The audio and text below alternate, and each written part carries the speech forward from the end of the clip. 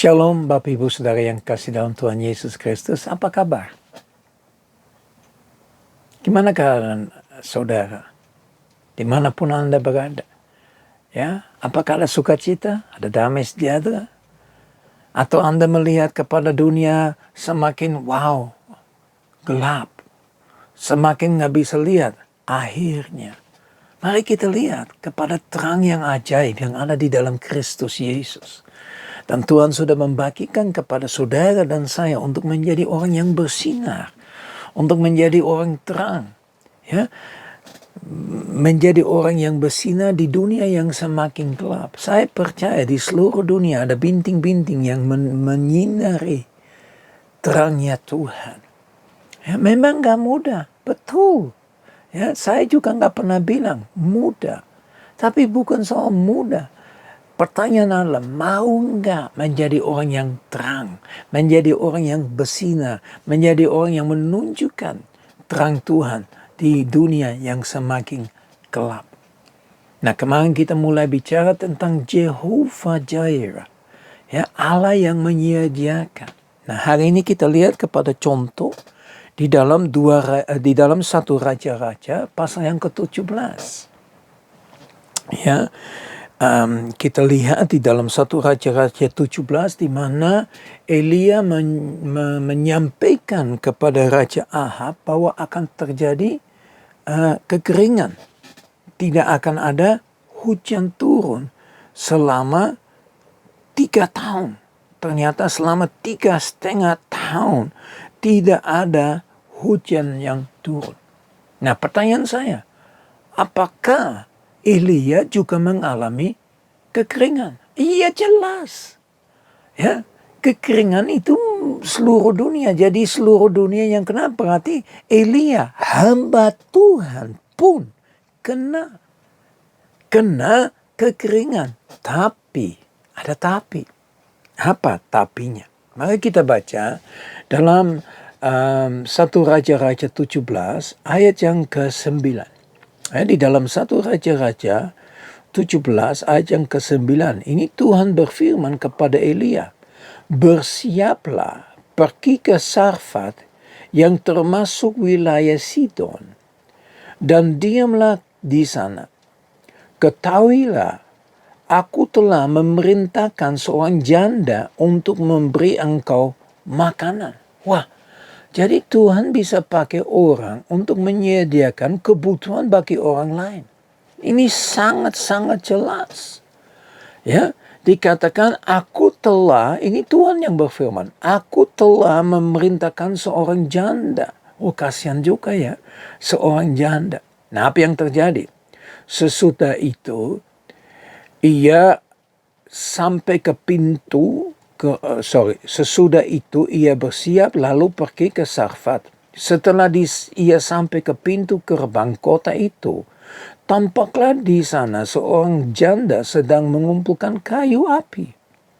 Ia berseru kepada perempuan itu, katanya, cobalah, ambillah bagiku sedikit air dalam kendi, supaya aku minum. Jadi ternyata Elia itu haus, ya. Dan dia suruh janda ini ambil. Kasihan juga ya, kenapa dia nggak ambil sendiri? Tapi ya udah, kita nggak tahu karena nggak ditulis ya. Ketika perempuan itu pergi mengambilnya, ia berseru lagi, cobalah ambil juga bagiku sepotong roti. Nah ini dia.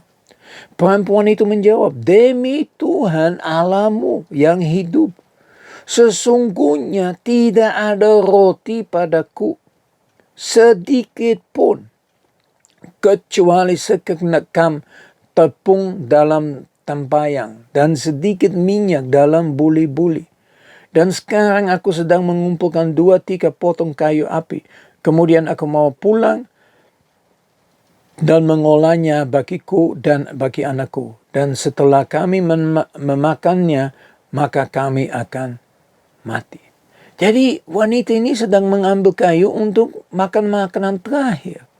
Jadi mujizat yang dialami bukan untuk Elia saja, tetapi juga buat janda dan anaknya. Kita lihat, tapi Elia berkata kepadanya, janganlah takut. Pulanglah, buatlah seperti yang kau katakan, tetapi buatlah lebih dahulu bagiku sepotong roti bundar kecil daripadanya, dan bawalah kepadaku. Kemudian barulah kau buat bagimu dan bagi anakmu. Ya, apa yang dilakukan? Elia bilang gini, pulang, jangan takut. Ya, buatlah roti lebih dahulu buat saya sepotong kecil aja. Saya tidak perlu besar. Saya sepotong kecil aja, kau siapkan. Ya, dan kemudian kau balik lagi, engkau akan menyediakan buat kamu dan buat anakmu. Perempuan itu lakukan, ya, dan dia kembali, dan kemudian Elia katakan lagi, maka perempuan itu dan dia serta anak perempuan ini mendapat makanan beberapa waktu lamanya. Tepungnya dalam tempayang itu tidak habis, dan minyak dalam buli-buli itu tidak berkurang, seperti firman Tuhan yang diucapkannya dengan perantaran Elia. Perhatikan dengan baik-baik. Masih kurang apa Tuhan? Tepungnya, dia nggak perlu ke supermarket, dia nggak perlu, itu nggak ada supermarket ya. Dia nggak perlu ke toko, dia nggak perlu beli. Ya, dia nggak perlu beli tepung, ya, dan juga minyaknya nggak habis-habis. Ya, nah kita harus tahu itu selama 3,5 tahun. Jadi wanita ini mengalami keajaiban daripada Tuhan karena dia layani hambanya lebih dahulu. Ya, karena hambanya berfirman jangan takut. Ya, bahwa Tuhan pasti akan menyediakan kebutuhannya. Nah itu juga pesan untuk saudara dan saya, jangan takut. Di dalam dunia hari-hari ini, ya, banyak orang ragu-ragu, banyak orang khawatir tentang keadaan, situasi, kondisi yang dihadapi. Apakah adakah cukup makan? Adakah cukup makan? Ya, mungkin sudah mulai pikirkan, harga semua mahal. Kapan saya bisa masak? Bagaimana saya bisa masak? Ya, mungkin ini juga kesempatan untuk kita mengubah paradigma kita. Ya, bila mungkin kita tanam biji-biji, kita menyiapkan tempat untuk ada sayur, buah dan sebagainya. Ya, tapi kita harus percaya lebih dahulu bahwa Tuhan tidak akan membuat anaknya habis-habis. Dia pasti akan menyediakan segala-galanya. Apakah kita percaya? Sungguh percaya, dengan segenap hati percaya bahwa dia adalah Jehovah Jireh, Allah yang menyediakan. Saya teringat akan bangsa Israel, di mana mereka selama 40 tahun berjalan di padang gurun. Sepatu yang mereka pakai, kasut yang mereka pakai, itu nggak pernah habis-habis. Nggak perlu beli lagi. Tapi itu begitu kuat.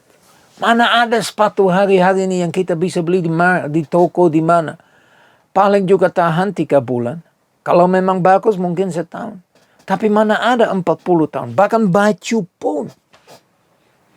Pada mereka berjalan 40 tahun lamanya, bajunya pun gak berubah. Kenapa? Tuhan itu luar biasa. Yang tidak mungkin jadi mungkin. Tuhan ajaib. Tuhan pasti akan menyediakan segala kebutuhannya. Atau dia akan melakukan hal dengan unik, ajaib, dahsyat. Yang kadang-kadang tidak masuk di akal kita. Makanya sulit sekali untuk menerima firman Tuhan kalau kita tetap berdasarkan logika kita. Tetap berdasarkan pikiran kita. Ya, kita harus menyerahkan logika pikiran kita. Firman Tuhan berkata, ya, bagi manusia pintar hebat, tapi bagi Tuhan itu bodoh. Kebodohan Tuhan bagi manusia, kepintaran Tuhan, kepintaran Tuhan bagi manusia itu bodoh. Masa kita percaya kepada Tuhan yang tidak dilihat? Masa dia menyediakan yang tidak mungkin jadi mungkin? Makanya kita perlu kepercayaan. Atau kita benar-benar harus melatih diri untuk mempercayakan diri. Mari kita berdoa.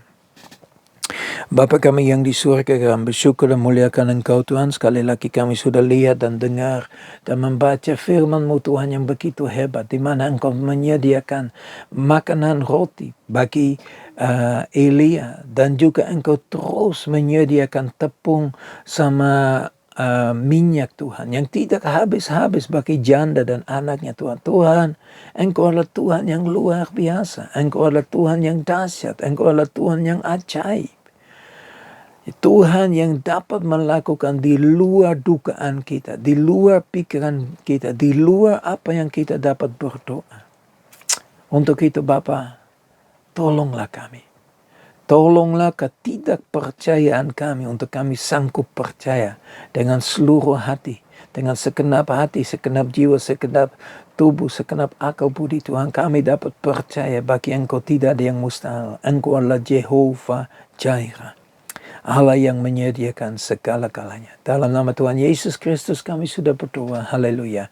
Amin. Ya Bapak Ibu Saudara yang kasih dalam Tuhan Yesus Kristus, tinggal percaya saja. Percaya saja. Itu yang Tuhan mau. Memang tidak mudah, saya ngerti. Ya, tapi bukan soal mudah nggak mudah. Apakah kita mau melangkah di dalam firman Tuhan? Saya berdoa supaya berkat dari Allah Bapa kami yang di surga, kasih yang sempurna di dalam Yesus Kristus, persekutuan yang manis dengan Roh Kudus menyertai kita semua mulai saat ini sampai Maranatha Tuhan Yesus datang kembali, bahkan sampai selama-lamanya. Kita semua katakan amin. Ya, Tuhan Yesus memberkati. Sampai ketemu besok. Shalom.